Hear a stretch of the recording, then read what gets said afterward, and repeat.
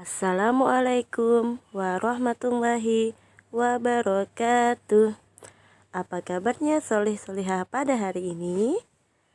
Alhamdulillah, luar biasa, semangat ceria, Allahu Akbar, Nurul Fikri, yes, yes, yes. Jumpa lagi dengan Ustazah Bahriyah.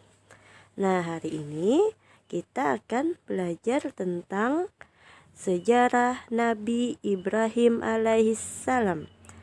Sebelum kita belajar tentang sejarah Nabi Ibrahim, kita baca doa dulu ya, soleh-solehah.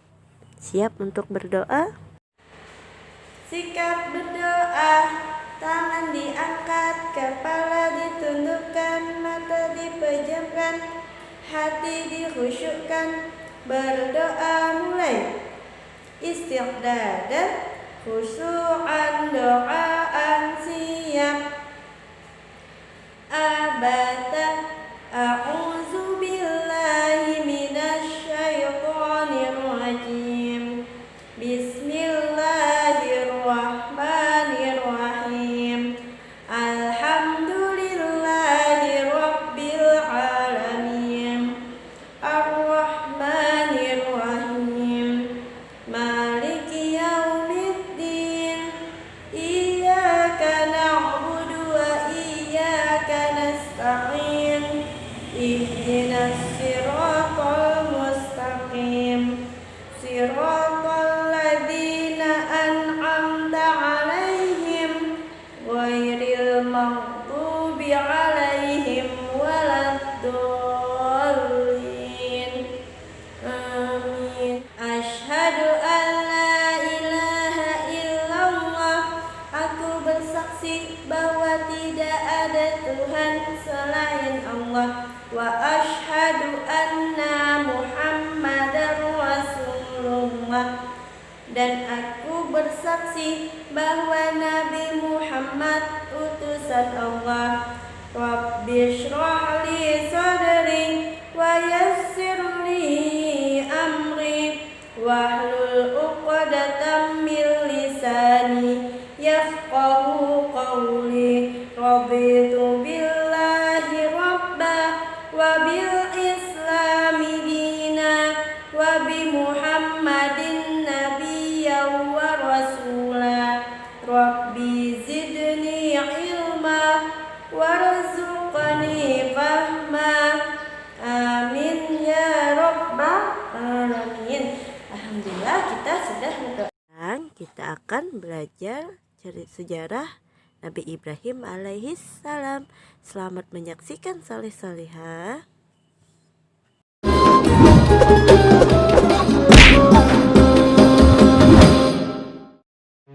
Allah memerintahkan beliau menempatkan Ismail dan ibunya terpisah dengan Bunda Sarah. Suatu hari, Nabi Ibrahim menyuruh Bunda Hajar untuk berkemas-kemas. Mereka akan mengadakan perjalanan jauh. Ismail yang masih menyusu pada ibunya tentu dibawa pula. Mereka melintasi rute yang panjang dan akhirnya sampailah ke suatu tempat yang sangat gersang. Tidak ada pohon-pohonan tempat bernaung, udaranya pun panas. Yang ada hanyalah hamparan pasir dan bukit-bukit berbatu. Nabi Ibrahim turun dari kendaraannya, kemudian menurunkan istri dan anaknya. Tanpa berkata apa-apa, beberapa saat kemudian, beliau beranjak dan pergi meninggalkan keluarganya. Ibunda Hajar yang melihat keanehan ini segera berteriak memanggil, "Ibrahim, hendak kemana? Kenapa kau biarkan kami sendirian di sini?" Nabi Ibrahim tidak menjawab, hanya menunduk terus berjalan. "Ibrahim, apakah ini perintah Allah?" "Iya." "Kalau begitu aku yakin Allah tidak akan membiarkan kami." Ibunda Hajar begitu sabar dan ridho pada keputusan Allah. Nabi Ibrahim sebenarnya tidak tega meninggalkan keluarganya di tempat terpencil dan gersang itu. Tetapi keyakinan akan kebenaran Allah dan kemurahan Allah menjadikan beliau mematuhi perintah yang sulit ini. Dengan berlinang air mata, beliau berdoa sebelum kembali ke Palestina. Tuhanku, aku telah menempatkan keluargaku di tempat gersang ini, di dekat rumah-Mu, Ka'bah. Mudah-mudahan mereka menegakkan sholat dan jadikanlah hati manusia senang kepada mereka. Dan berikanlah mereka rizki buah-buahan supaya mereka bersyukur. Kurang lebih 10 tahun kemudian, sekitar Ka'bah sudah menjadi tempat yang ramai berkat munculnya sumber air Zam-Zam. Banyak orang bermukim di sana.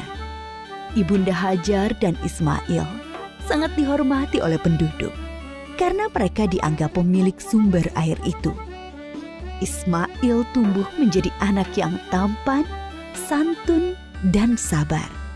Suatu ketika, Nabi Ibrahim mengunjungi keluarganya di Mekah. Setelah beberapa lama tinggal di sana, suatu malam beliau bermimpi menyembelih Ismail. Nabi Ibrahim termangu-mangu memikirkan mimpinya.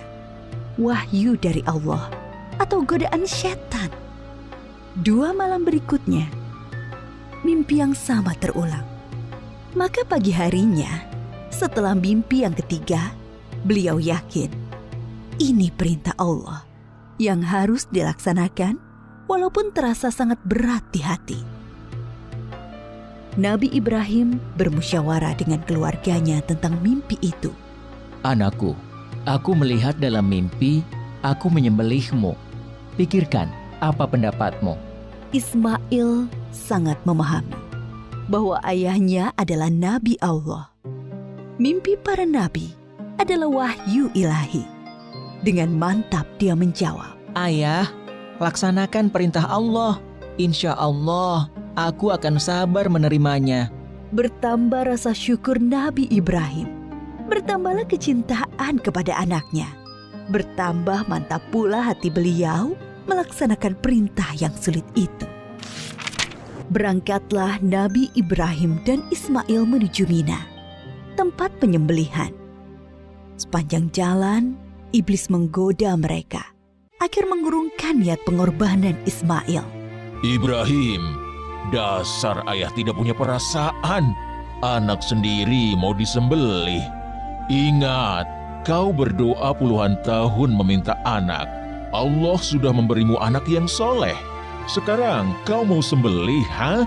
Nabi Ibrahim mengambil kerikil-kerikil dan melempari iblis. Beliau tidak bergeming dengan godaan-godaan itu. Hatinya dipenuhi keyakinan yang mantap kepada Allah.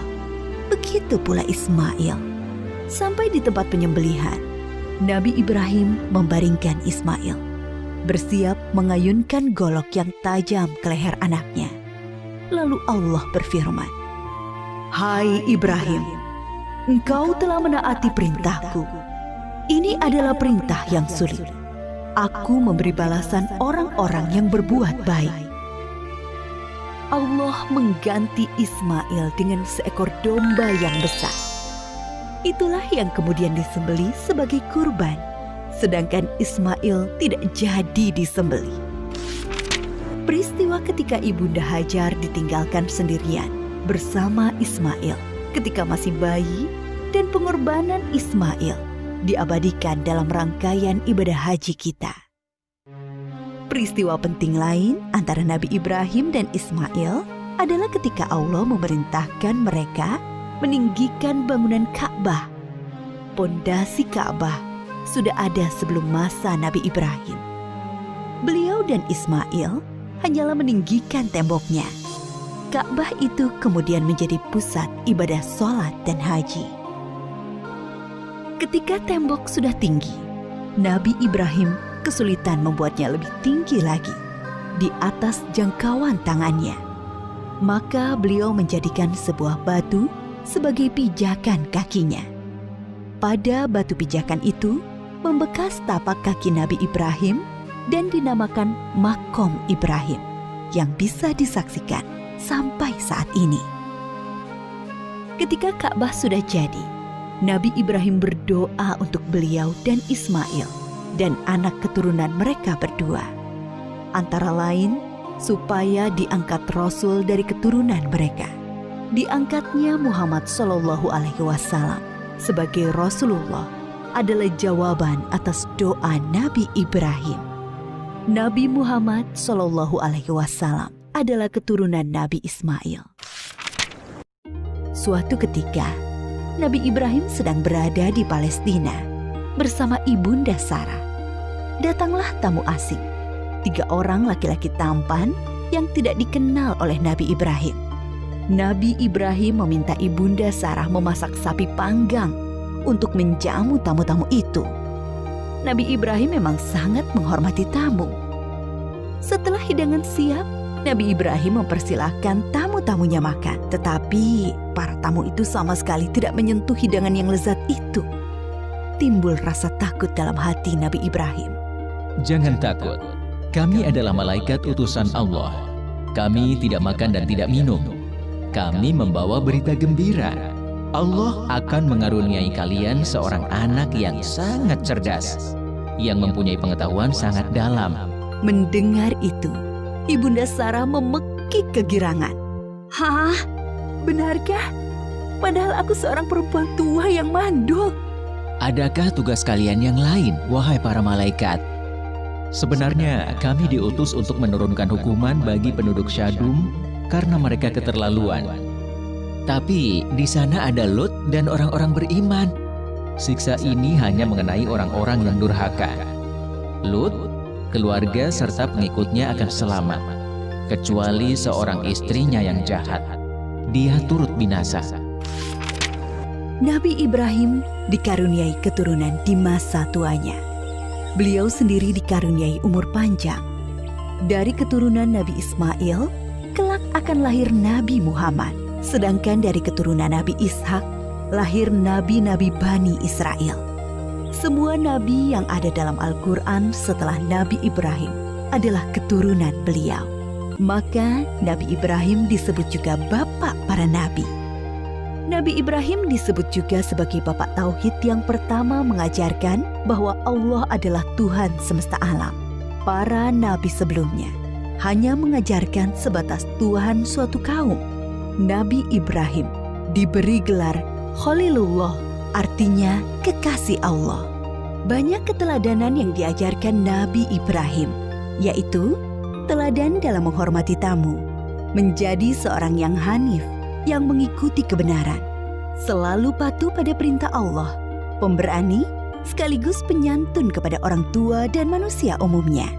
Banyak kemiripan ajaran Nabi Ibrahim dengan Islam.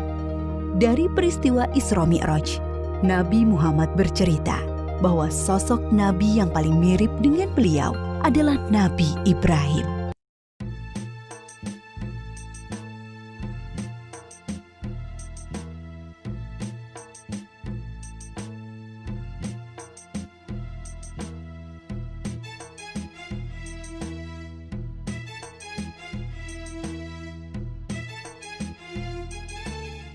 Pelajaran kita pada hari ini.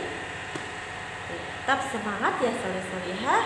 Sekarang Ustazah mau tes semangatnya, apakah masih bersemangat atau sudah mau tidur? Ya, tepuk semangat.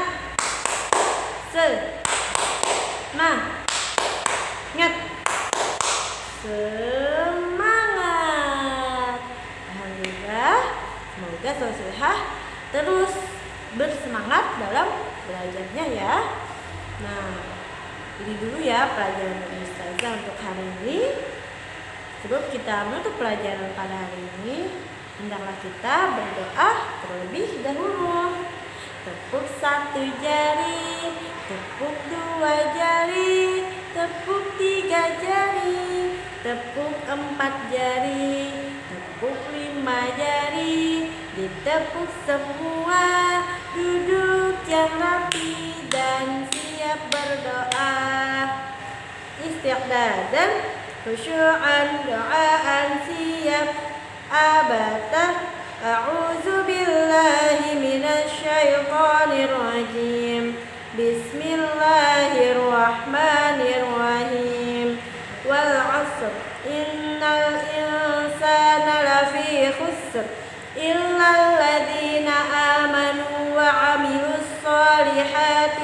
tawasau bil haqqi wa tawasau bis sabr.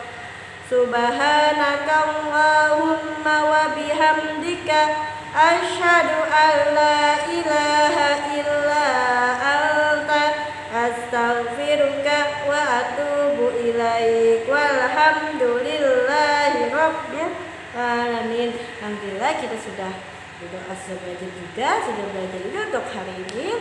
Nah, sekian dulu saja. Tetap semangat walaupun belajar di rumah.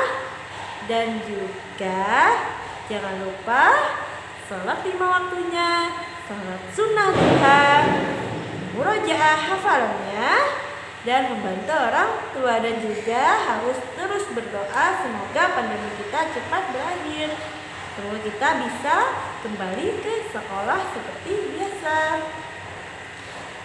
Sekian dari Ustazah. Assalamualaikum warahmatullahi wabarakatuh. Jumpa lagi ya salih-salihah.